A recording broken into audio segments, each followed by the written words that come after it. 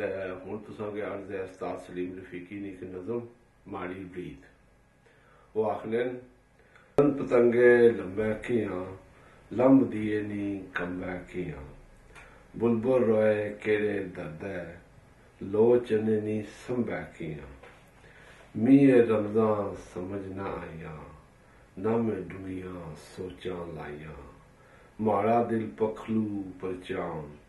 गिरने खूह मिराग स्नान या जियां कुड़ियां चरखे दान रली ते मिठियां गाली गान पवें समझना छन बोल फिर भी जीवड़ा गच्छे डोल कोयल बोले जहां कुकू कुगियां आखन यूसुफ खू अद्धी राती टुरिया थोरी बोले सद ते छनकन कुमरू ए वाजे दिल माड़ा खुबने ने जियां कलेजे अवसर उठने ने माड़ियां सदना इये आम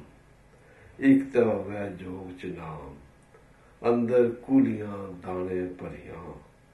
बेड़े घड़ी दरेकी छां जिथे तोड़ी गच्छन नजरां सिर करनियां दिसन फसलां